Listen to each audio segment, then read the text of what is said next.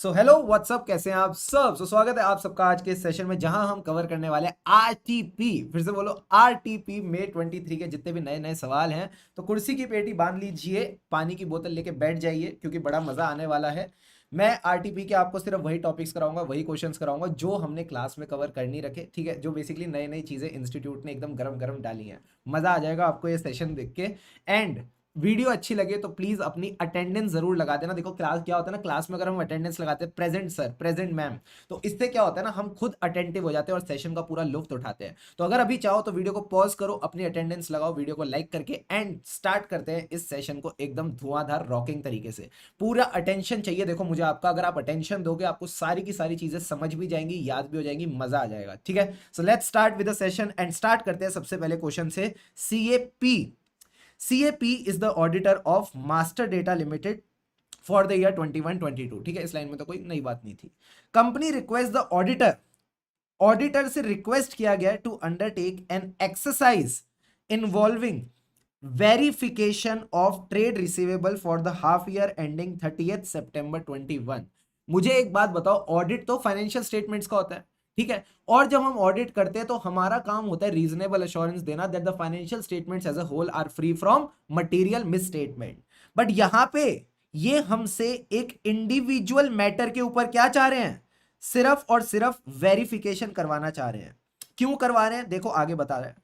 Company wants to be satisfied that trade receivables are properly confirmed and reconciled. कहीं ना कहीं आपका जो फोकस है वो इसी चीज के ऊपर है कि क्या ट्रेड रिसीवेबल से प्रॉपर कंफर्मेशन ली गई हैं, जो 505 में हम जनरली एज अ ऑडिटर लेते हैं।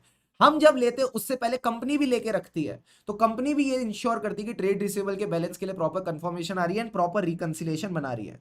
इन दिस रिगार्ड हमारा एज एन ऑडिटर काम क्या है, to verify, again verify the arithmetical accuracy.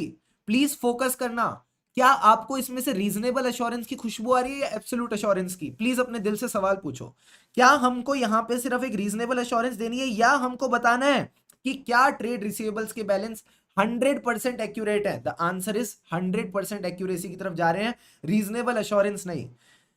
क्या बोला है, verify the arithmetical accuracy, obtain confirmation of trade receivables. अब हमको बोला है ट्रेड रिसीवेबल्स की कंफर्मेशन लो एंड इंश्योर करो verification of proper reconciliations with the confirmation.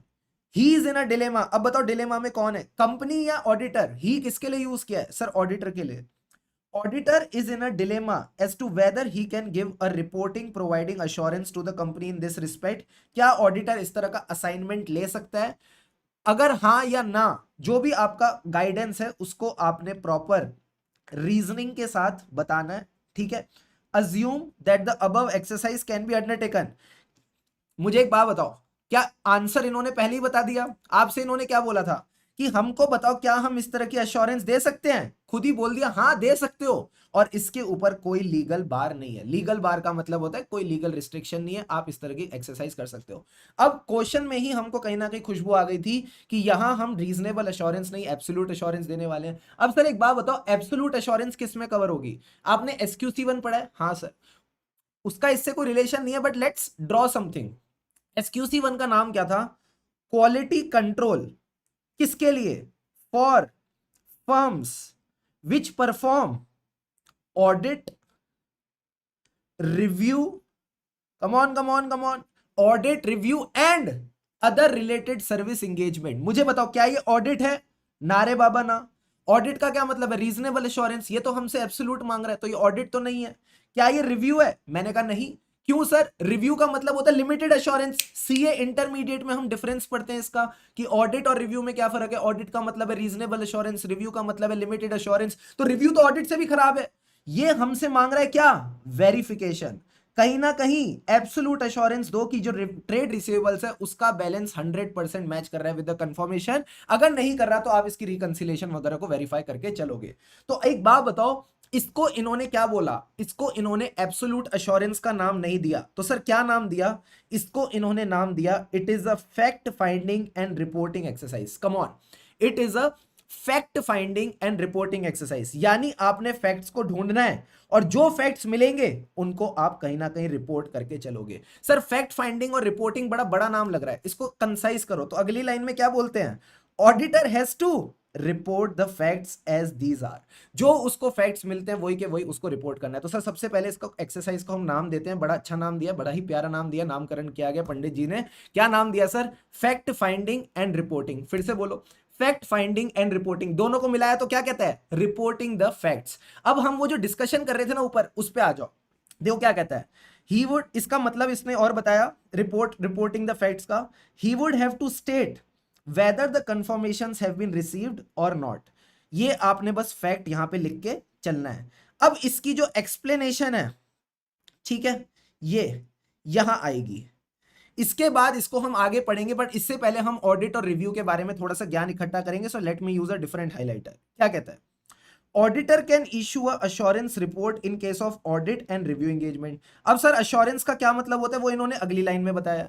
Assurance का मतलब है, जब मैं बोलता हूं रीजनेबल अश्योरेंस, जब मैं बोलता हूं लिमिटेड अश्योरेंस, जब मैं बोलता हूं एब्सोल्यूट अश्योरेंस, तो ये अश्योरेंस ले कौन रहा है? सर ऑडिटर ले रहा है। कहीं ना कहीं ऑडिटर जब कंफर्टेबल है तो वो एक अपना ओपिनियन दे पा रहा है कि हाँ भाई हाँ, फाइनेंशियल स्टेटमेंट एकदम चकाचक है। सो ये क्या है? Auditor provides the comfort. जो कंफर्ट उसको मिला है वो कंफर्ट किसको पहुंचा रहा है सर? ये यूजर ऑफ फाइनेंशियल स्टेटमेंट्स तक। कैसे पहुंचाता है? अपना ओपिनियन देके। Yes or no? क्या मैं अपना ओपिनियन देके ही यूजर्स ऑफ फाइनेंशियल स्टेटमेंट को बोलता हूं चिंता मत करो, जिस कंपनी में तुमने पैसे लगाए उसमें कोई दिक्कत नहीं है? Yes sir. So auditor provides the comfort to whom? To the users of financial statement. So वो कंफर्ट कब दे पाएगा सर? जब वो खुद सेटिस्फाइड होगा। किसको लेके? कि मैनेजमेंट ने जो भी बातें कही हैं, फिर से बोल रहा हूं, मैनेजमेंट ने जो भी बातें कही है, जो मैनेजमेंट की दिल की बातें हो तो उसको असर्शन कहते हैं। तो मैनेजमेंट ने जो भी बातें कही है यूजर्स को, वो एकदम चकाचक है। सर ये क्या मस्त आंसर चल रहा है ना, फ्लो में आप फील ले रहे हो क्वेश्चन की। क्वेश्चन का नाम क्या है? एब्सोल्यूट अश्योरेंस, बट उसको नाम क्या दिया? Fact finding and reporting exercise. फिर से बोलो, fact finding and reporting exercise. कहीं ना कहीं what we are doing? Reporting of facts. ये बात समझ आई? हमें क्या रिपोर्ट करना है कि क्या हमें सारी कंफर्मेशंस मिली या नहीं मिली। 3 पॉइंट तो सर हो गए। अब आ जाओ ऑडिट और रिव्यू की बात करते हैं। वो अश्योरेंस एंगेजमेंट होती है। सर अश्योरेंस का क्या मतलब है? जब आप कंफर्ट देते हो to the user of financial statement. Sir comfort देने के लिए हमारे पास क्या होना चाहिए? जल्दी से बताओ। अगर मुझे किसी को कंफर्ट देना है तो मैं खुद भी तो सेटिस्फाइड होना चाहिए। Yes or no?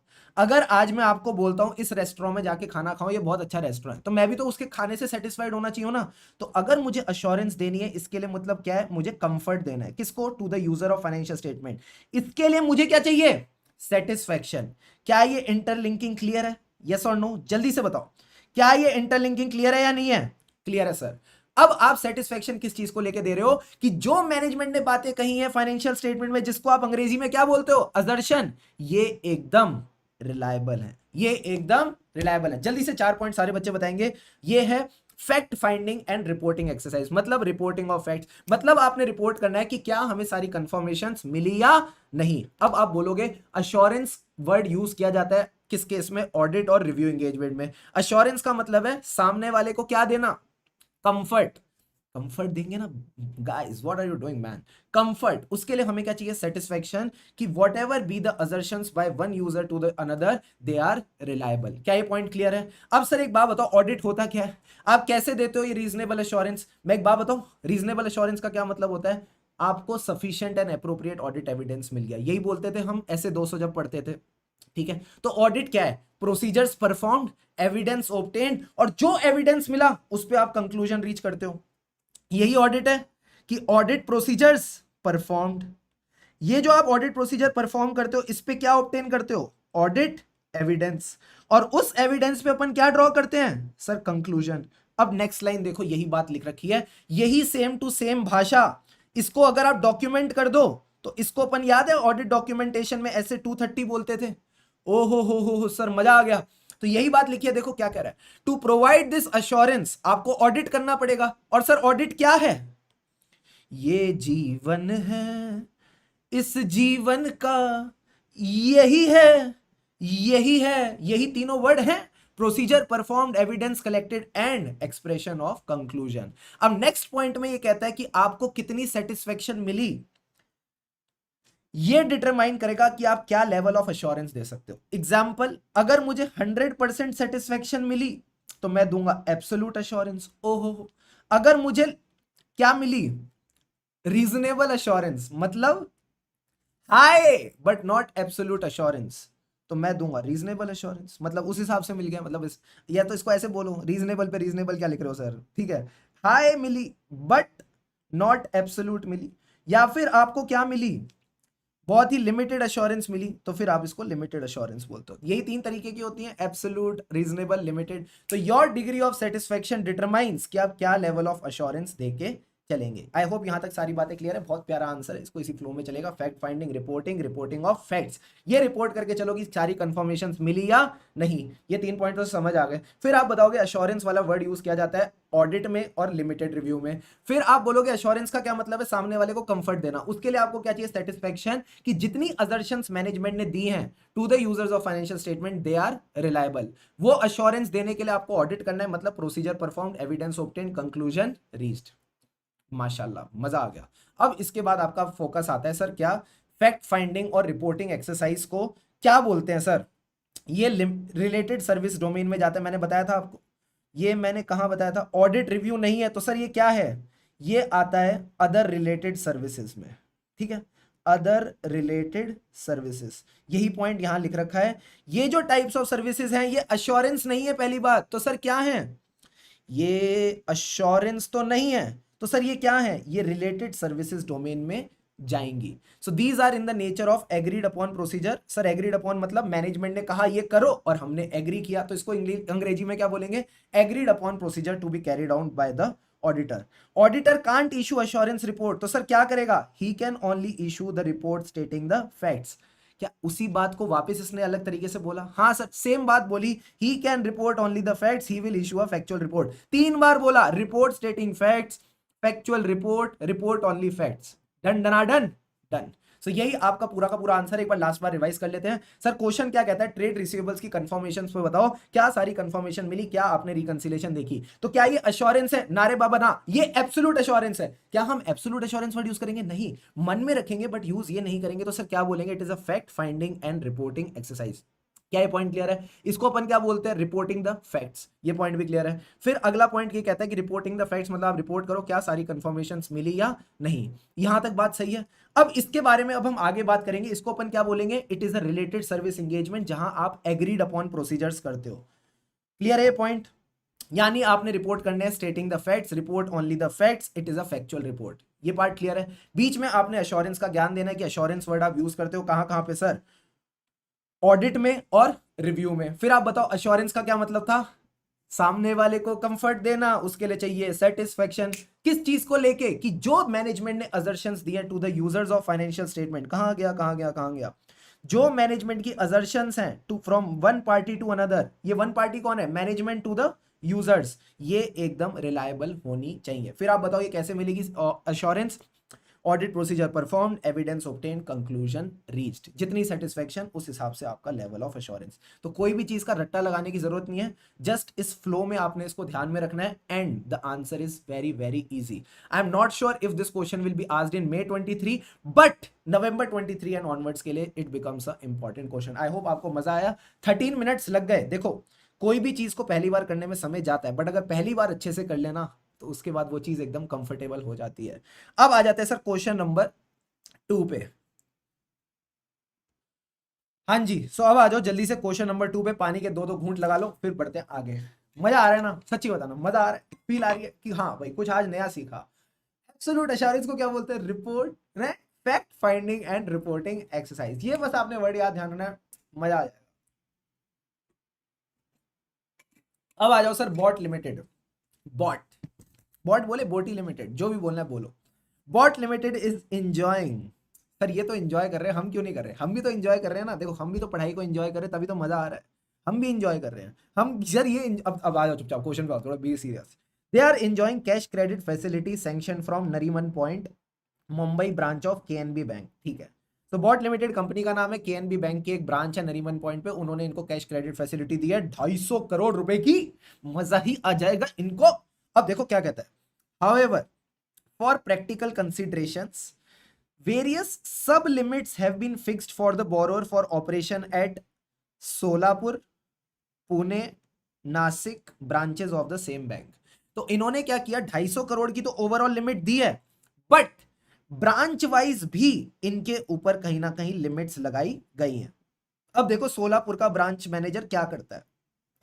Manager of the Solapur branch notices, उसने देखा that there are no credit transaction in the sub limit account being operated at Solapur branch for more than 90 days।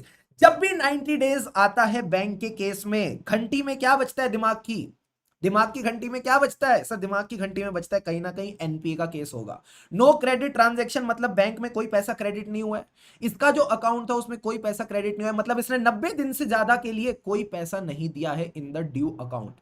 अगर कोई पैसा ना दे तो क्या उसको एनपीए बोलते हैं? हाँ सर, हाँ उसको एनपीए बोलते हैं। बट याद रखना, क्या इसके ओवरऑल अकाउंट में कोई पैसा नहीं आया है या सब लिमिट अकाउंट में? सर सिर्फ सब लिमिट अकाउंट में पैसा नहीं आया है, ओवरऑल अकाउंट में तो हो सकता है आया हो। तो मुझे एक बात बताओ ना मेरे दोस्त, जब आप एनपीए की क्लासिफिकेशन मैंने आपको क्लास में सिखाई तो क्या मैंने बोला हम सब अकाउंट देखेंगे, ऐसा कोई टॉपिक पढ़ा भी था हमने, सब लिमिट अकाउंट देखेंगे या फिर हम ओवरऑल देखेंगे? अरे बाबा, हमने सब लिमिट जैसी कोई फालतू चीज पढ़ी नहीं, हमने कहा हम ओवरऑल लेवल पे देखेंगे कि क्या ये ओवरऑल लेवल पे अपने पेमेंट्स टाइम पे कर रहा है या नहीं। तो यही ज्ञान आपने किसको देना है? सीए मुन्नी को। मुन्नी बदनाम हुई डार्लिंग तेरे लिए, मैंने नाम थोड़ी दिया, आईसीआई ने नाम दिया है। CA Munni the state branch auditor of Nariman Point branch of Mumbai of KNB bank in the matter of asset classification. Sir asset classification का मतलब यही है कि क्या आप इसको स्टैंडर्ड एसेट मानेंगे या एनपीए मानेंगे। ऑल्सो, अब second point, also discuss the consideration for classifying the said account at Solapur branch. तो सर सिंपल सी बात है, सबसे पहले कह रहा है समटाइम्स, कभी कभी किसी कस्टमर को सैंक्शन हो सकती है cash credit limit at one branch, but he is also authorise to utilise the overall limit at several other branch. For example मेरे को करोल बाग ब्रांच पे कोई लिमिट मिली है, तो मैं उसको क्या लक्ष्मी नगर ब्रांच में ले सकता हूँ? ले सकता हूँ। क्या मैं अपनी नोएडा ब्रांच में ले सकता हूँ? ले सकता हूँ। तो कोई दिक्कत नहीं है। बट हाँ, हर ब्रांच के लिए कोई सब लिमिट भी फिक्स हो सकती है, तो ऑथोराइज कहीं एक पे होगी, कोई दिक्कत की बात नहीं है। बट यूटिलाइजेशन जो है, कम ऑन, यूटिलाइजेशन तो है वो आप बाकी ब्रांचेस पे भी कर सकते हो, बट हो सकता है उस यूटिलाइजेशन के लिए थोड़ी सब लिमिट लग जाए। Again,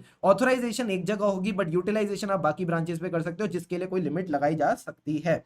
in such a case, determination of the status of account as NPA will be determined at limit sanctioning branch. मतलब हमारे केस में लिमिट कहां सैंक्शन हुई थी सर? नरीमन पॉइंट पे। तो नरीमन पॉइंट पे डिटरमाइन होगा क्या ओवरऑल लेवल पे ये बंदा पेमेंट कर रहा है या नहीं, with respect to the overall sanction limit or drawing power and not by each of the other branches where the sub limit has been fixed। so फिर से मैं एक बात बता रहा हूं, जो ब्रांच लिमिट सैंक्शन करती है उसी को ये हक दिया गया है। किस चीज का हक सर? ये डिटरमाइन करने का कि अकाउंट एनपीए बना है या नहीं। तो एज एन ऑडिटर अब हम क्या करें सर? सिंपल सी बात है, उस अकाउंट में आप देखो क्या क्या वेरियस पर्टिकुलर्स ऑफ ट्रांजैक्शन है at the sub limit branches, and क्या स्टेटस ऑफ अकाउंट है जो डिटरमाइन किया गया है considering the total position of the operation of account at all the concern branches. So कहीं ना कहीं आपने क्या देखना है, सबसे पहले जो उसके अकाउंट में ट्रांजैक्शन हुई है वो देखेंगे, प्लस आप ओवरऑल पोजीशन देखेंगे, टोटल पोजीशन देखेंगे of the operation of that account. फिर से दो चीजें क्या देखेंगे सर? क्या क्या ट्रांजैक्शन हुई है उस अकाउंट में व्हाइल ऑपरेटिंग दैट अकाउंट, दूसरा टोटल पोजीशन क्या है, ओवरऑल पोजीशन क्या है उस अकाउंट की। स्टैंड अलोन जो मैटर है, किसी ब्रांच में 90 दिन तक कोई पैसा नहीं आया, ये इररेलीवेंट है। ये आपको ऐसे गुमराह करने के लिए बोला। क्या हम गुमराह होंगे? नहीं सर, आपको पिघलना नहीं है, ठीक है। Hence keeping in view above, CA Munni should consider the asset classification considering the total position. फिर से कौन सी position? Total position of the operation in the of the account at all concern branches. सारी ब्रांचेस को आपको consolidate करके देखना है टोटल लेवल पे कि क्या मुन्नी कह रहा हूं कि क्या वो बोरोवर पैसे दे रहा है या नहीं। Regarding the sub limited branches, classification adopted by the limit sanctioning branch should be followed. यानी सोलापुर को क्या करना चाहिए सर? हम सोलापुर वाले हैं ना, हम सोलापुर वाले नरीमन से पूछेंगे, ए नरीमन तुमने इसकी क्या क्लासिफिकेशन रखी है? तो सब limit at the branches will be based on the classification adopted by the limit sanctioning branch, और हमारे केस में लिमिट सैंक्शनिंग ब्रांच थी Nariman branch. I hope this point is clear. एक बार फटाफट समराइज कर देता हूं। इधर देखो, इधर देखो, इधर देखो, बहुत सिंपल पॉइंट है। कहां हूं मैं? यहां हूं मैं। तो आपने बड़ा सिंपल सी बात ध्यान रखनी है। देखो एक ब्रांच, दो ब्रांच, तीन ब्रांच, चार ब्रांच, चार ब्रांच हो सकती हैं। सैंक्शन कौन करेगा? एक। क्या मैं इससे यूटिलाइज कर सकता हूं? कर सकता हूं। क्या मैं इससे यूटिलाइज कर सकता हूं? कर सकता हूं। क्या मैं इससे यूटिलाइज कर सकता हूं? कर सकता हूं। मेरी मर्जी किसी से भी यूटिलाइज करूं। बट क्या ये दोनों तीनों अपनी अपनी लिमिट लगा सकती है? मतलब ओवरऑल लेवल पे मेरे को 250 करोड़ मिला है, बट ये कहती है 50 करोड़ से ज्यादा नहीं दूंगी, ये कहती है 10 करोड़ से ज्यादा नहीं दूंगी, ये कह रही 5 करोड़ से ज्यादा नहीं दूंगी। मैंने कहा मत दो, फर्क नहीं पड़ता। सैंक्शन एक करेगा, यूटिलाइज कहीं से भी कर सकता हूं, बट मेरे ऊपर लिमिट लगाई जा सकती है। अब बात आती है क्लासिफिकेशन की। वो कौन डिसाइड करेगा? ये जिसने मुझे सैंक्शन किया ये डिसाइड करेगा मेरी क्लासिफिकेशन क्या होगी। वो किस बेसिस पे होगी? कंसीडरिंग द ओवरऑल पोजीशन जो मेरी है in the books of the bank. क्या ये बात समझ आती है? अब सर ये जो ब्रांच है सोलापुर ब्रांच, ये नरीमन की क्लासिफिकेशन कॉपी करके चलेगी। I hope this concept is fully clear to you. यही बात आपने अंग्रेजी में लिखनी है, टनाटन टन पूरे नंबर मिल जाएंगे। अब बोलो रट्टा लगाया क्या? नहीं सर, सिंपल सा कॉन्सेप्ट था, समझा, आगे बढ़ गए। बस इसी तरह आगे बढ़ते रहो। ब्रेक कहां से आ गया? चुपचाप आगे चल मेरे साथ। अरे गुंजन का क्वेश्चन आ गया। तुम जानते हो गुंजन को? बड़ी ही प्यारी लड़की है। आओ आओ गुंजन से मिलाऊं तुमको। सीए गुंजन, ऐसी है गुंजन है मेरा दिल। चलो चलो गुंजन के बारे में कुछ बताए। टैक्स ऑडिट का क्वेश्चन है, मजा आ जाएगा तुमको। CA Gunjan is conducting the tax audit of a company. अरे 20 मिनट हो गए, पता भी नहीं चला। जल्दी जल्दी आओ इधर। The client is engage in the business of manufacturing and export of carpets. वो मजेदार शानदार जो तुम बड़े वाले अपने घर लोगे ना अभी सीए बनने के बाद, एकदम शानदार वाला सी फेसिंग बंगला, उसमें तुम कारपेट लगाओगे। उसी कारपेट का धंधा है, इनसे ले लेना, सस्ता देंगे। ये वो क्या कह रहा है? Manufacturing and export of carpets turnover है 100 करोड़ इन द ईयर 21-22। ठीक है। Financial statement of the company show an amount of 4 crore ओहो हो credited in the statement of P&L on account of duty drawback. So basically 4 crore रुपए इनके पास आ गए हैं in the P&L account on account of duty drawback. As an auditor आपने बताना क्या क्या procedure to comply with specific reporting requirement under form 3C/D। तो सबसे पहले मैं आपको बताता हूँ क्लॉज कौन सा। सर ये है हमारा सिंगम वाला क्लॉज। सर इसको आप सिंगम क्लॉज क्यों बोलते हो? क्योंकि आपको गाना याद है सिंगम का, मेरा 16 का डोला 46 की छाती, याद है याद है याद है। तो उसमें तुमको 46 वाला वर्ड नहीं याद रखना, 16 याद रखना है। अब सर ये सिंगम क्यों है? क्योंकि सिंगम ही है जिसकी आटा माजी सटकली। सर आटा माजी सटकली मतलब जो चीजें पीएनएल में क्रेडिट करनी है करता ही नहीं है। फिर से बताओ सर सिंगम क्लॉज क्यों है? क्योंकि इसकी आटा माजी सटकली, यानी जो चीजें पीएनएल में क्रेडिट करनी है वो करता ही नहीं है। वो कहता है मैं सिंगम हूं, मेरी मर्जी जो करना है करूं। तो आप बोलोगे जब भी पीएनएल में कोई क्रेडिट होने वाली चीज होती है, बेसिकली हम बात कर रहे हैं सेक्शन 28। सर कहां का सेक्शन, कहां का 28? इनकम टैक्स एक्ट 1961 पढ़ाया होगा ना बीबी सर ने? हाँ सर पढ़ाया था। तो उन्होंने बताया होगा सेक्शन 28 में जितनी भी इनकम्स होती है उनको हम पीजीबीपी की इनकम बोलते हैं। तो उसी 28 की इनकम्स अगर पीएनएल में क्रेडिट नहीं करेगी, यानी वो एक ही बंदा है सर, वो सिंगम है, यानी 16 का डोला क्लॉज 16। अब सर क्लॉज 16 में हम सिंपल सी बात बोलते हैं किसकी? Duty draw back. Sir back मतलब बी फॉर बैक। तो क्लॉज कौन सा हो गया? 16B। आहा मजा आ गया, समझ आ गया? बी फॉर बैक, तो ड्यूटी ड्रॉबैक 16B। तो इसके अंदर आपकी रिपोर्टिंग रिक्वायरमेंट देखो क्या कहती है अंडर क्लॉज 16B। मैंने देखो जब ये टैक्स ऑडिट बना रहे थे ना जो बंदे, मैंने उनसे बात करी, मैंने कहा तुमने इसको 16B क्यों कहा? पहले तो कहते सिंगम वाला क्लॉज है, तो हमने इसको 16 रखा, फिर बी से बैक निकाला। चुपचाप आगे देखो क्या कहता है। प्रोफॉर्मा क्रेडिट बेसिकली वही आपके इनडायरेक्ट टैक्सेस का कुछ पैसा वापस आना हो। Duty drawback refund of duty of customs, excise, service tax, सारे इनडायरेक्ट टैक्सेस के refund, GST, sales tax. Where such credits have been admitted, the keyword here is admitted as due by the authorities and not credited to PNL, these have to be reported। मतलब अगर दो conditions पूरी हुई है। Sir पहली condition क्या है? कि वो जो रिफंड है वो एडमिट हो चुका है। दूसरा, अगर वो पीएनएल में क्रेडिटेड नहीं है तो एज एन ऑडिटर आप उसको रिपोर्ट करके चलेंगे। सर एग्जांपल बताओ, वही proforma credit, duty drawback, duty drawback के बाद आप बोल दो refund of custom duty, refund of GST, excise, sales tax, जितने भी आपके मन में आते हैं ना इनडायरेक्ट टैक्स, उनका आपने यहाँ पे एग्जांपल देके चलना है। तो एज एन ऑडिटर मैं क्या क्या वेरीफाई करूं? जब भी ये रिफंड ऑर्डर आया होगा तो इसका हमारे पास कुछ अथॉरिटीज का ऑर्डर होगा। हाँ सर, तो हमने नहीं, ऑर्डर से पहले हमने एप्लीकेशन दी होगी। कम ऑन, ऑर्डर आने से पहले हमने एप्लीकेशन दी होगी। इनडायरेक्ट टैक्स जिसने पढ़ रखा उसको आता होगा। सर हमने नहीं पढ़ रखा तो सुन लो, अगर आपके पास कोई रिफंड आया तो आपने एप्लीकेशन दी होगी। तो देखो क्या क्या कॉरेस्पॉन्डेंस हुई थी। सर कॉरेस्पॉन्डेंस मतलब आपने क्या चिट्ठियां लिखी थी, क्या रिकॉर्ड्स है, क्या एविडेंस है to determine whether the refund और claim has been admitted as due and accepted. So basically आपने पहले चिट्ठी भेजी, फिर उन्होंने आपको एडमिशन दिया। एडमिशन मतलब उन्होंने आपका एडमिट किया claim. Words admitted by the concerned authority would mean admitted by the authorities within the relevant previous year. Sir relevant previous year का मतलब है जिस साल का टैक्स ऑडिट हो रहा है उस साल में एडमिट होना चाहिए। सर अगर ये 1/4/2023 को हो और जो हमारा प्रीवियस ईयर है वो 22-23, मुझे बताओ क्या रिपोर्ट होगा नहीं होगा, जल्दी से बताना कमेंट सेक्शन में। इसका नाम है क्वेश्चन का क्वेश्चन टीए मतलब टैक्स ऑडिट। टैक्स ऑडिट में आपने लिखना है बस यस और नो, ताकि मुझे समझ आ जाए आप शरारती हैं या बुद्धू हैं। शरारती मतलब आपको आंसर आता है तभी आप पास होगे ना।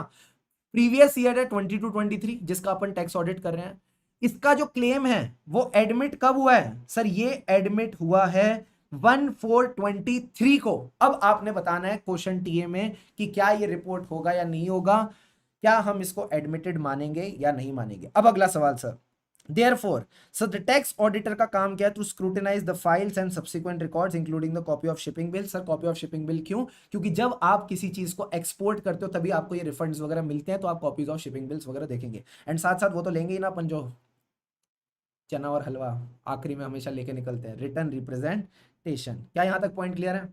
बेसिकली आपने क्या देखे? कॉरेस्पॉन्डेंस देखे, रिकॉर्ड्स देखे, एविडेंस देखे, प्लस आपने सब्सिक्वेंट रिकॉर्ड्स एंड डॉक्यूमेंट देखे जैसे कि शिपिंग बिल्स, फिर हमने मैनेजमेंट से रिटर्न रिप्रेजेंटेशन ले ली। अब सर एक क्वेश्चन का सेकंड पार्ट और था, वो हमने देखा नहीं, इग्नोर कर दिया थोड़ा सा, देखते हैं क्या कहता है। It was notice that amount of 5 lakhs of duty drawback pertaining to few export shipments has not been credited to P&L. क्या ये एडमिटेड था? हाँ sir, it was admitted on March 22। मुझे एक बात बताओ, अगर प्रीवियस ईयर 21-22 है और March 22 में एडमिट हो गया, मतलब it was admitted in the relevant previous year. हाँ सर, क्या ये क्रेडिटेड है? नहीं। क्या ये रिपोर्ट होना चाहिए? The answer is yes, so she should report. क्या आंसर में यही है? Since it has not been credited, ये एडमिट हो गया on accrual basis. Accrual basis हम कहां सीखते हैं? सेक्शन 128 कंपनीज एक्ट का रेफरेंस दिया, ज्यादा घबराना मत। So it should be reported, वाह वाह वाह वाह Taj, so it should be reported under clause 16B। मजा आ गया ना? सच्ची वाला मजा आया ना? फील आई ना? So that was all about question number 3। अब आगे बढ़ते हैं क्वेश्चन 4 के साथ। चलो जी, अब आ गया जी संजना का क्वेश्चन। एक तो नाम पता नहीं कहां कहां से लेके आते हैं ऐसे वाले भी, मुन्नी, संजना, संजू, पता नहीं। चलो जी, संजना क्या कर रही है आजकल, देखते हैं। ये भी देखो एक अच्छा क्वेश्चन है, मैं फ्रेंकली बताऊं, ड्यू डिलीजेंस। अच्छा पहले ही बता दिया, शिट। आओ चलो देखते हैं क्या कहता है। CA Sanjana is acting as the credit manager in the branch of a bank. Basically branch की क्रेडिट मैनेजर है। अ कंपनी, ये ए कंपनी है या अ कंपनी है, इसको जो भी है, कंपनी है, इसने अप्रोच किया ब्रांच को for request of sanction of credit facilities worth 10 crore for meeting the usual business requirement. 10 crore रुपए बेसिकली इनसे कहीं ना कहीं वर्किंग कैपिटल लोन टाइप मांग रहे हैं। It is a prospective new client, ठीक है, नया एक क्लाइंट आया। She checks the past history, background of the promoters, directors, share holding pattern and nature of business. मुझे एक बात बताओ, कौन सा टॉपिक होता है जिसमें हम बैकग्राउंड ऑफ द प्रमोटर देखते हैं, बैकग्राउंड ऑफ द बिजनेस देखते हैं, पास हिस्ट्री देखते हैं, शेयर होल्डर पैटर्न देखते हैं? इसी से आधे बच्चों को तो देखो क्लिक हो जाना चाहिए कि हम कौन से कॉन्सेप्ट की बात कर रहे हैं। सर ड्यू डिलीजेंस की बात कर रहे हैं, ठीक है। उसी में हम ये सब बोलते हैं बैकग्राउंड। ये word he background of the promoter पूरे ऑडिट में एक ही जगह आता है, वो है ड्यू डिलीजेंस, और कहीं बैकग्राउंड ऑफ द प्रमोटर की बात भी नहीं होती। और आगे देखो क्या क्या कह रहा है। Assessment of financial results, future projection, स्वॉट analysis. स्वॉट analysis भी वहीं आता है ड्यू डिलीजेंस की, जो हम रिपोर्ट की बात करते हैं। 5 चीजें याद करते हैं, उसमें से 5वीं या 6ठी चीज स्वॉट एनालिसिस होता है। बिसाइड्स असेसमेंट ऑफ नेटवर्थ, ये भी कहां आता है? वहीं आता है। Status of CIBIL score and position of the promoters, directors in the RBI defaulter list is also verified. बहुत चीजें इन्होंने वेरीफाई कर ली। अब एक बात बताओ, प्रमोटर का आरबीआई लिस्ट में ये सब देखना, ये सब क्या है? बैकग्राउंड ऑफ द प्रमोटर देखने के तरीके और क्या है, ये सब वेरीफाई किया। She also made discreet inquiries from few of the clients of the branch engaged in the similar line of activity regarding the credit worthiness of company, its promoters and directors. So basically इन्होंने बहुत मेहनत करी, अच्छा काम किया, background checks वगैरह ये सब किया। Identify the activity being performed by CA Sanjana and discuss it nature. मैं आपको एक बात बताऊं, सिंपल सी, कहना आसान है कि सर ये ड्यू डिलीजेंस की रिपोर्ट में था, ये था, वो था, आंसर ड्यू डिलीजेंस होना चाहिए। बट हम जब ऑडिट पढ़ते हैं तो बैंक एक जगह और करता है मेहनत इस तरह की, जिसमें वो चेक करता है कि कंपनी को लोन जो चाहिए वो क्यों चाहिए। ये क्वेश्चन पूछता है, अगर लोन ले रही है तो क्या वो लौटा पाएगी, तो वो कुछ 5 इयर्स का कंडेंस्ड इनकम स्टेटमेंट वगैरह बनाती है, याद आ रहा है थोड़ा थोड़ा थोड़ा। फिर वो देखती है कि क्या किसी बैंक ने इसका लोन पहले रिजेक्ट तो नहीं किया था। वो आता है इन्वेस्टिगेशन में, यस और नो? हाँ सर, वो इन्वेस्टिगेशन में आता है। बट कैसे डिफरेंशिएट करें, ये इन्वेस्टिगेशन नहीं, ये ड्यू डिलिजेंस है। मैंने आपको आंसर बता दिया, जैसे कि ये स्वॉट एनालिसिस था, ये सिर्फ और सिर्फ ड्यू डिलिजेंस वाले अपन टॉपिक में डिस्कस करते हैं। बैकग्राउंड ऑफ प्रमोटर, ये वर्ड इन्वेस्टिगेशन में यूज ही नहीं होता, ये सबसे पहले आपका उसी में आता है, past history of the company and background of the promoter. तो जिस बच्चे की इस टॉपिक पे अच्छी पकड़ होगी वो पकड़ लेगा इसको सबसे पहले। बट मेन पॉइंट जो आईसीआई ने इसमें थोड़ा नया पूछा है वो ये है, discuss it's nature which is purely study material से उठाए हुए 2-3 पैराग्राफ, जो ऐसे कहते हैं ना मोटी थ्योरी वाले पैराग्राफ होते हैं जिसमें कोई पॉइंट्स नहीं है, एकदम सूखे साखे पैराग्राफ, वो आईसीआई ने यहाँ पे उठा के डाले हैं। तो सबसे पहले डिस्कस करते हैं, सर टॉपिक का नाम है ड्यू डिलिजेंस, मैंने आपको बता दिया कैसे आइडेंटिफाई करेंगे। अब आपको इसकी नेचर डिस्कस करनी है। सर नेचर की जब हम बात करेंगे तो हमने इसको 3 पार्ट्स में बांटा है, आईसीआई ने नहीं बांटा था, अपने को बांट के चलना पड़ेगा, बिकॉज बांटेंगे तो क्या है ना, अंग्रेजों ने एक बड़ी अच्छी चीज सिखाई थी, डिवाइड एंड रूल। तो जब भी ढेर सारी चीजें एक साथ कवर करनी हो तो घबराना नहीं है, डिवाइड एंड रूल, उसको डिवाइड करो, रूल करो। पहला पार्ट बनाएंगे उस पे रूल करेंगे, दूसरा पार्ट बनाएंगे उस पे रूल करेंगे, फिर तीसरे पार्ट पे रूल करके चलेंगे। एंड इससे एक बात और दिख जाती है कि ड्यू डिलिजेंस का टॉपिक इंपॉर्टेंट है for may and November 23 exams. मतलब मई में पूछ लिया तो बढ़िया है, नवंबर में नहीं आएगा, बट अगर मई में नहीं पूछा so very very important for November exam. तो सबसे पहले क्या कहता है sir, due diligence is a measure of prudence activity and assiduity. Acidity नहीं कहा, एसिड्यूटी। एसिड्यूटी मतलब किसी चीज को केयरफुली एग्जामिन करके चलना, प्रॉपर फोकस के साथ, ठीक है। सो ये क्या है, एक प्रूडेंस एक्टिविटी है। प्रूडेंस मतलब आपको पता है ना, कंजर्वेटिज्म। अगर आप किसी चीज में पैसे लगाने वाले हो, जैसे बैंक है, ये बैंक किस पे पैसे लगाने वाला है, किसी कंपनी को देने वाला है ना, क्रेडिट सैंक्शन करने वाला है, पैसे देने वाला है। या फिर अगर कोई एक्वायरर है, मैं किसी कंपनी को एक्वायर करने वाला हूं तो मेरे भी पैसे लगने वाले हैं, तो ये आपको एक थोड़ा प्रूडेंस रहना चाहिए, कंजर्वेटिज्म प्रिंसिपल रखना चाहिए, प्लस केयरफुली एग्जामिन करना चाहिए जो भी केस है। Prudence activity and acidity, sir topic ही ऐसा ना तो एसिडिटी हो ही जाती है, तो ऐसे याद रखना, prudence activity and assiduity as expected from and ordinarily exercised by a reasonable and prudent person under particular circumstance. ये कह रहा है ये एक ऐसी एक्टिविटी जो कोई भी बंदा करेगा जो थोड़ा भी समझदार है, थोड़ा भी केयरफुल है अपने पैसे को लेके। It is not measured bye absolute standard, आप इसको वे नहीं कर सकते कि भाई इसकी इतनी प्रूडेंस है, इसकी इतनी प्रूडेंस है, ऐसा कोई वे करने का तरीका नहीं है। But depends on the relative facts of the case. तो सबसे पहले बताओ ये कौन सी activity, sir it is a prudence activity और साथ में एसिडिटी। तो आप बोलोगे इस केस में ये कौन एक्सरसाइज करेगा, सर कोई भी प्रूडेंट पर्सन होगा, कोई भी रीजनेबल पर्सन होगा, वो इसको एक्सरसाइज करके चलेगा। It is not measured by any absolute standard, कोई इसका एब्सोल्यूट स्टैंडर्ड नहीं है, but depends on the facts of the case. It implies a general duty to take care in any transaction, कोई भी ट्रांजेक्शन करो जहां पे आपके पैसे इन्वॉल्व है तो आपको ध्यान रखना चाहिए। ध्यान रखना चाहिए मतलब प्रूडेंस, एक ही बात कर रखी है, फिर से बोलो, प्रूडेंस एक्टिविटी, ज्यादा प्रूडेंस करोगे तो क्या हो जाएगी, एसिडिटी। फिर उसके बाद आप बोलोगे सर किसको हुई है, किसी भी ऐसे पर्सन को जो थोड़ा प्रूडेंट इंसान है, थोड़ा रीजनेबल इंसान है, ठीक है। ये बात समझ आती है, हाँ सर ये समझ आती है। फिर इसके लिए कोई एब्सोल्यूट स्टैंडर्ड नहीं है, but it depends on the facts of the case. फिर से बोलो, इसके लिए कोई एब्सोल्यूट स्टैंडर्ड नहीं है। ऑब्वियस ही बात है ना, कैसे बोल दूं मैं इतना प्रूडेंट है, कितना प्रूडेंट है, ये 1 किलो प्रूडेंट है, ये 2.5 किलो प्रूडेंट है, ऐसे थोड़ी होता है। आप बोलो कोई स्टैंडर्ड नहीं है प्रूडेंट का, हाँ but facts of the case देख के बता देंगे कि ये बंदा प्रूडेंट था या नहीं। एंड ये जनरल ड्यूटी है to take care in any transaction. क्या ये प्रूडेंट वाला पैराग्राफ याद हुआ, हाँ सर। तो इस पैराग्राफ में अपन ने क्या क्या सीखा, प्रूडेंस, लिखो लिखो लिखो, सर हम कहाँ लिखें, इसका प्रिंट आउट नहीं लिया गया तुमने, जो मैंने तुमको पीडीएफ दिया है, ले लो चुपचाप, इसका एक प्रिंट आउट निकलवा लो पास वाले से। प्रूडेंस, फिर क्या आएगा, एसिडिटी। सर ऐसा करना ना, आप जो ये लिख रहे हो इसकी हमको एक बार शीट दे देना टेलीग्राम चैनल पे, तो दे दूंगा। टेलीग्राम चैनल का नाम क्या है, क्लियर सीए, फिर से हमको सीए पास करना है, clear CA with Shubham Keswani. तो प्रूडेंस के बाद अपना आ गया एसिडिटी।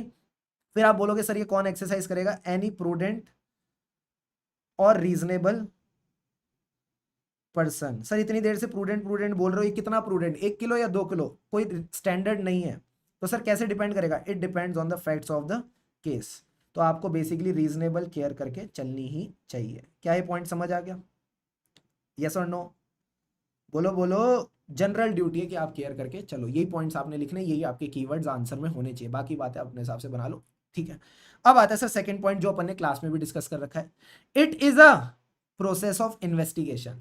तो कहीं ना कहीं ये भी इन्वेस्टिगेशन है, but investigation of a special type जो इन्वेस्टर्स परफॉर्म करते हैं into the potential investment such as, आप उनका क्या देखोगे, इनका क्या धंधा है, इस धंधे को चलाते कौन है, प्लस जितने भी मटेरियल फैक्ट्स हैं। देखो आम बातें देख के कोई फायदा नहीं है, मटेरियल बातें देखो जिससे आपका डिसीजन इन्फ्लुएंस हो सकता है।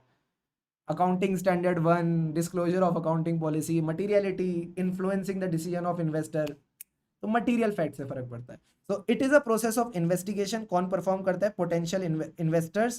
किस में परफॉर्म करते हैं, इन्वेस्टमेंट्स में। फिर ठीक है, समझ आ गया। Investigation perform by investors into the investment, जहां आप उसका देखोगे धंधा क्या है, दैट इज द ऑपरेशन। उस धंधे को कौन रन कर रहे हैं, मैनेजमेंट एंड की मटेरियल फैक्ट्स। सेकंड वाला पैराग्राफ तो सर बड़ा आसान था। तो अब आपको ये सब करने के लिए क्या करना पड़ेगा, सबसे पहले सर करेंगे इंक्वायरी। उससे जाके पूछो क्या चल रहा है वहां पे।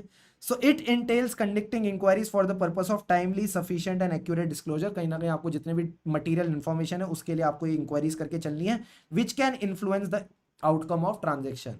So इंक्वायरी किन चीजों के बारे में, मटेरियल स्टेटमेंट्स एंड इन्फॉर्मेशन के बारे में। फिर से इंक्वायरीज किस चीज के बारे में, मटेरियल स्टेटमेंट्स एंड इन्फॉर्मेशन के बारे में। मटेरियल मतलब it can influence the outcome और ट्रांजेक्शन। नेक्स्ट पॉइंट सर, जब आपने इंक्वायरी करी, अब जो भी आपको इंफॉर्मेशन मिली है उसको आप केयरफुली स्टडी करके चलेंगे। That is careful study of financial as well as non financial possibilities for successful implementation of restructuring plans. It also involves an analysis carried out before acquiring a controlling interest. Controlling interest मतलब वो आपकी subsidiary बने, इससे पहले आप उसका analysis करके चलो to determine that conditions of the business conform to what has been presented about the target business। क्या जो लोगों ने प्रेजेंटेशन में दिखाया क्या एक्चुअल में सब्सिडरी वैसी ही है या नहीं। And it can also apply, किस पे अप्लाई करता है, to recommendation for an investment or advancing of a loan, जो कि हमारा केस बन गया है। क्या ये बात क्लियर है या नहीं, जल्दी से बताइए, क्या ये बात क्लियर है। हाँ सर ये बात क्लियर है। वापस एक बार डिस्कस करते हैं। हमने अभी टॉपिक क्या पढ़ा सर, सबसे पहले एक्टिविटी आइडेंटिफाई करेंगे, वो है ड्यू डिलिजेंस, बिकॉज इसमें बात हो रही थी प्रोमोटर्स की, हिस्ट्री की, और किस किस की बातें हो रही थी, स्वॉट एनालिसिस की। ठीक है, तो अपना टॉपिक बन गया ड्यू डिलिजेंस। सबसे पहले इसकी बात करेंगे, कौन करेगा सर, ये प्रूडेंस एक एक्टिविटी है जिसमें एसिडिटी है। प्रूडेंस एक्टिविटी मतलब it is a measure of prudence activity और acidity performed by any reasonable और a prudent person. It cannot, इसको नहीं बोल सकते 1 किलो या 2 किलो है, कोई रीजनेबल स्टैंडर्ड नहीं है, बट हाँ it depends on the facts of the case. So it is a general duty कि आप केयर एक्सरसाइज करके चले इन एनी ट्रांजैक्शन। पहला पॉइंट तो सर हो गया। सेकंड पॉइंट आपने क्या बोला है, it is a investigation perform by the investor into a potential investment, जहां आप उसके ऑपरेशन देखोगे, ऑपरेशंस को रन करने वाली management and material facts and information. Sir ये मटेरियल फैक्ट्स एंड इन्फॉर्मेशन कैसे मिलेगी, इंक्वायरी करके। कैसे मिलेगी, कैसे मिलेगी, इधर इधर इधर इधर, ये मिलेगी इंक्वायरी करके। इंक्वायरी करके मटेरियल स्टेटमेंट्स मिलेंगे which can influence outcome of the transaction. Sir आप बताओ, इन्फॉर्मेशन मटेरियल वाली जो है वो क्या देखेंगे हम, फाइनेंशियल भी देखेंगे, नॉन फाइनेंशियल भी देखेंगे। फिर उसके बाद ये करेगा कौन, जब भी आप कोई कंट्रोलिंग इंटरेस्ट ले रहे हो तब करना पड़ेगा, या फिर आप किसी इन्वेस्टमेंट करने जा रहे हो, कोई सी भी इन्वेस्टमेंट, मतलब एसोसिएट है तो भी चलेगा, नॉर्मल इन्वेस्टमेंट है तो भी करोगे। तो चाहे कंट्रोलिंग इंटरेस्ट हो, चाहे नॉर्मल इन्वेस्टमेंट हो, या लोन और क्रेडिट हो, तो आपको ये करके चलना ही चलना पड़ेगा। आई थिंक काफी डिटेल में हमने कर लिया, भले ही 1 मिनट 2 मिनट ले लो, फटाफट एक बार इस फ्लो को गो थ्रू कर लो and then you can move to the part number B. Sir part number B क्या कहता है, ये आपका जो क्वेश्चन था इसमें कौन था, सीए संजना ने किया ड्यू डिलिजेंस। तो अगला सवाल ये पूछता है, would your answer be different. पहले तो सवाल आता कि पहला वाला आंसर आता था कि नहीं आता, अब तो आता है ना, हाँ सर आता है। Would your answer be different if this activity was to be performed by a person not qualified as a chartered accountant? The answer is no. Due diligence तो कोई भी कर सकता है, कोई ऑडिट थोड़ी है जो सिर्फ सीए कर सकता है। Any non CA can also perform such activity, इसमें कोई भी रोक टोक नहीं है। तो यही आंसर इन्होंने दे रखा है, कोई दिक्कत नहीं है। कह रहा है exercise of prudence and general duty to care, जो आपने ऊपर पढ़े थे, this can be undertaken by any person. So ये आपने बस 2 पॉइंट वहां याद करें, फिर इस्तेमाल करें। अब आता है sir last point, 3 areas where the identified activity can be undertaken. तो ये मैंने पहले आपको बता ही दिया। देखो सिंपल सी बात है, जब भी कोई एंटिटी में ना हलचल मचेगी, फिर से बोल रहा हूं ध्यान से समझना, जब भी किसी एंटिटी में हलचल मचेगी यानी उसको बेसिकली पैसे चाहिए, उस एंटिटी जिसको पैसे चाहिए ना उसका ड्यू डिलिजेंस होता है। तो सर कब कब होगा ये, या तो उसके अंदर पैसे की कमी है, तो याद है इंटरनल रिस्ट्रक्चरिंग होता था, फिर एक्सटर्नल रिस्ट्रक्चरिंग होता था, याद है आपको ये पॉइंट। तो मैं कहता हूं रिस्ट्रक्चरिंग जब भी होगी तब तक ड्यू डिलिजेंस होगा। Restructuring can be of 2 types, internal और एक्सटर्नल। जो इंटरनल है उसको कहते हैं कॉर्पोरेट रिस्ट्रक्चरिंग, और एक्सटर्नल में क्या होगा सर, एक्सटर्नल में बेसिकली होता है मर्जर एक्विजिशन। यानी कोई एंटिटी आके आपको एक्वायर करेगी, जिसको अपन बोलते हैं वेंचर कैपिटल फाइनेंसिंग। मैंने कहा अगर एंटिटी एक्वायर नहीं करती तो पब्लिक को अपने शेयर्स बांट दो, that is public offerings. So first point होता है इंटरनल रिस्ट्रक्चरिंग, जिसको अपन कहते हैं कॉर्पोरेट रिस्ट्रक्चरिंग। सेकंड पॉइंट है आपने बेसिकली अपने शेयर्स बेच दिए, अपना कंट्रोल बेच दिया, या तो किसी एक एंटिटी को जिसको बोलते हैं वेंचर कैपिटल फाइनेंसिंग, या फिर आपने पब्लिक के हाथों में, दैट इज पब्लिक ऑफरिंग्स। तो 3 पॉइंट क्या हो गए, corporate restructuring, venture capital financing, venture financing जो भी बोल दो, venture capital financing, and third point is public offerings. I hope these points are clear. अब आते हैं सर क्वेश्चन नंबर 5 पे। ये तो बड़ा सिंपल क्वेश्चन है, मिस्टर एस, बड़ा सिंपल है, आ जाओ देखते हैं। प्रोफेशनल एथिक्स का क्वेश्चन है, अल्ट्रा मजा आएगा। देखो क्या कहता है, mister S is a practising CA, बस 10 मिनट और, 10 मिनट में पूरी RTP done done done done कर देंगे, जल्दी आओ जल्दी आओ जल्दी आओ। He is a practising CA based out of Chennai, vanakkam Chennai. During the weekends he involve himself in the equity research. क्या इक्विटी रिसर्च अलाउड है? हाँ भाई हाँ, बट क्या इक्विटी रिसर्च की रिपोर्ट्स पब्लिश करना अलाउड है?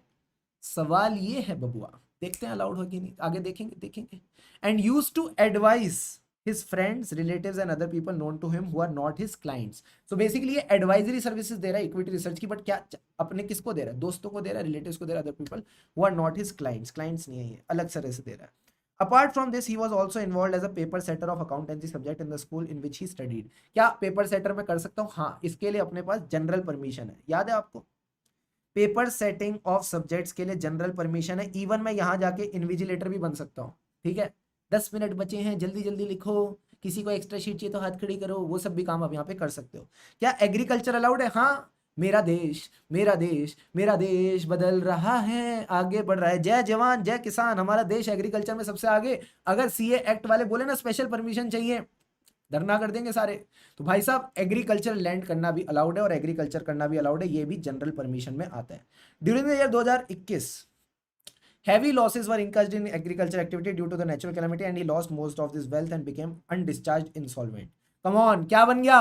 Undischarged insolvent. तो मुझे एक बात बताओ, जैसे ही वो अनडिस्चार्ज इंसॉल्वेंट बन जाते हैं तो क्या वो डिस्क्वालीफाई हो जाता है? हाँ हो जाता है। क्या हो जाता है? डिस्क्वालीफाइड। बट याद रखना, अगर इसको सेंट्रल गवर्नमेंट ने दे दिया सर्टिफिकेट, सर सर्टिफिकेट किस चीज को लेके, कि इसकी जो इंसॉल्वेंसी है ये हुई है बाय मिसफॉर्च्यून। किसकी वजह से हुई है? मिसफॉर्च्यून।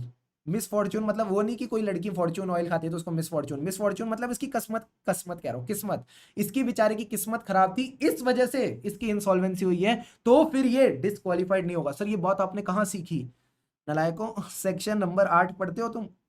हम तो सर प्रोफेशनल एथिक्स में पूरे में से पूरे नंबर लाएंगे, पढ़ते पूरा है नहीं, पूरे में से पूरे लाएंगे। सेक्शन 8 बात करता है डिसेबिलिटीज ऑफ मेंबरशिप की, वहां पूरी बात बताई थी कि अगर आप क्या हो अनडिस्चार्ज इंसॉल्वेंट तो आप डिसेबल्ड हो, बट अगर आपके पास सेंट्रल गवर्नमेंट का सर्टिफिकेट है कि आपकी इंसॉल्वेंसी मिसफॉर्च्यून की वजह से हुई थी, आपकी गलत हरकतों की वजह से नहीं, तो फिर आप बच जाएंगे।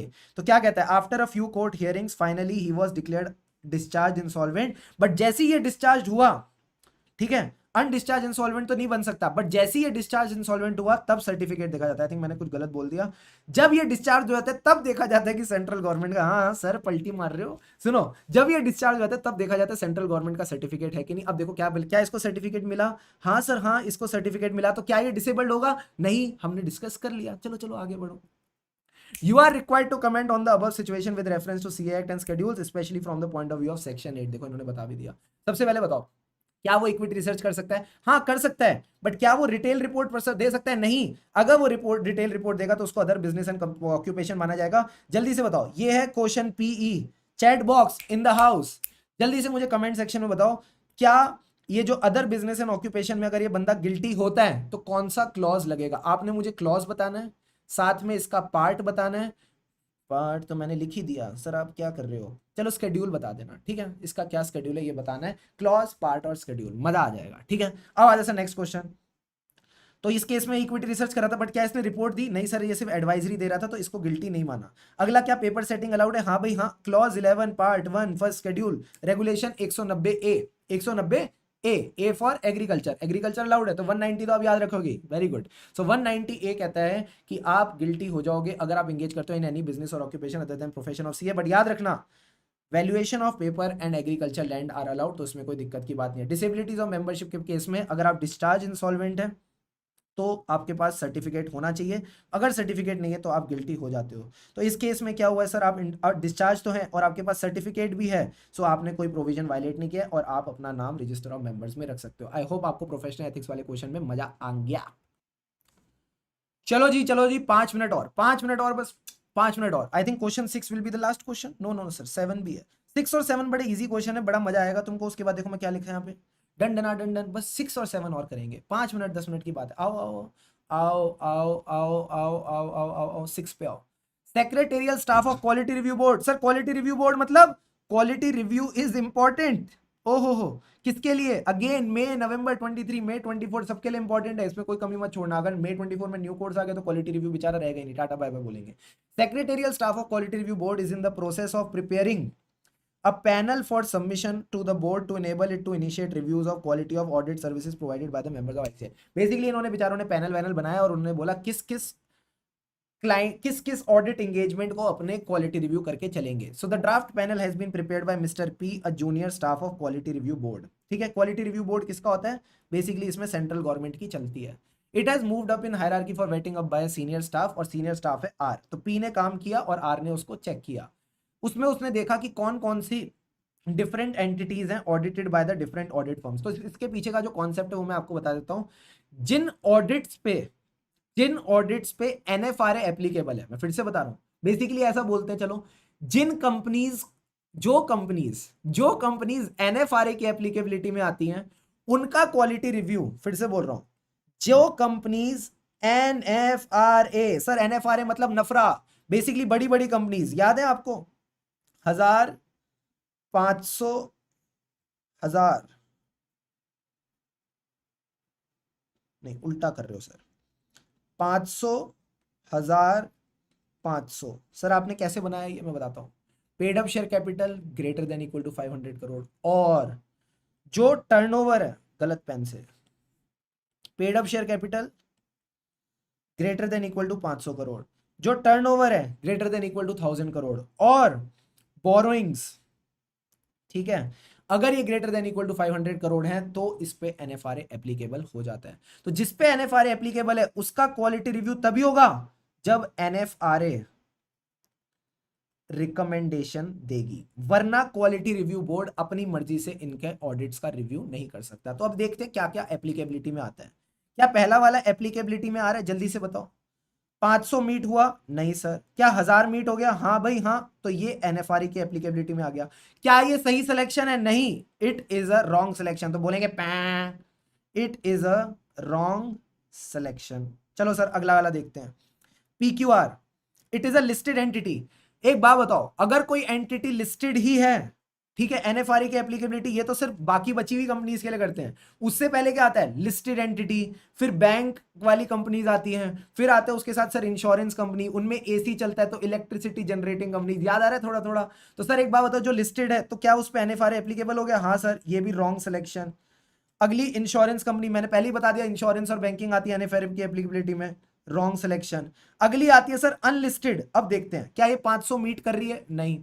क्या ये 1000 मीट कर रही है? नहीं। क्या ये 500 मीट कर रही है? तो इकलौती सही सिलेक्शन जो जूनियर ने करी वो ये करी। सर ये तो हमारे जैसा है, आर्टिकल जैसा, ठीक है, तो यही इकलौती सही सिलेक्शन है, बाकी सारी सिलेक्शन गलत है। तो यहां इन्होंने देखो पूरी एनएफआरए की एप्लीकेबिलिटी बता रखी है, listed 500, 1000, 500, loans deposits and debenture, यही लोन्स डिपॉजिट्स एंड डिवेंचर की वर्डिंग्स हम ऑडिट कमेटी में यूज करते हैं। फिर इंश्योरेंस बैंकिंग, इनमें बहुत बिजली खर्च होती है तो कंपनीज इंगेज इन इलेक्ट्रिसिटी।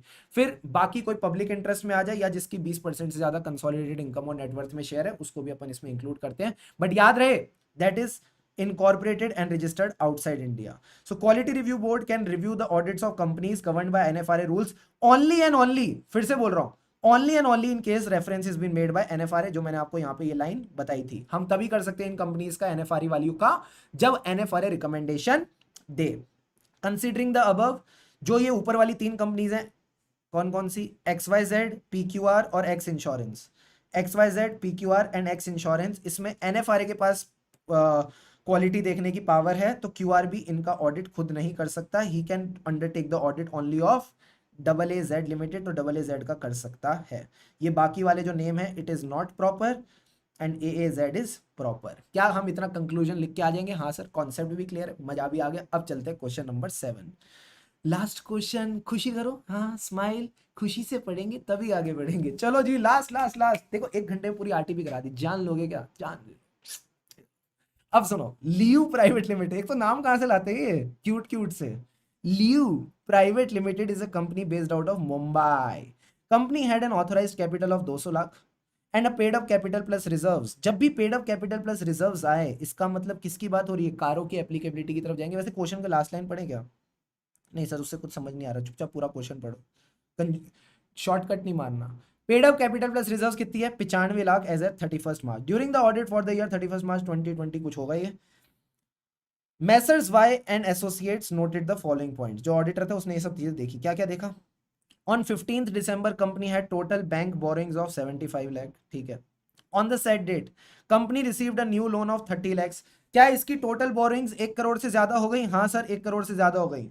पर प्रोजेक्ट चला गया तो उसके बाद सारा का सारा लोन रीपे हो गया। पर मुझे एक बात बताओ, मुझे पता है ये क्वेश्चन कारो की एप्लीकेबिलिटी का, तो चुपचाप बताओ ना जल्दी से। अगर किसी भी पॉइंट पे 1 करोड़ से ज्यादा हो जाते तो क्या कारो एप्लीकेबल हो जाता है? हाँ सर, हाँ एप्लीकेबल हो जाते। तो चुपचाप यहाँ लिख दो एप्लीकेबल, तुमको भी आगे पता चल जाएगा मेरे साथ साथ।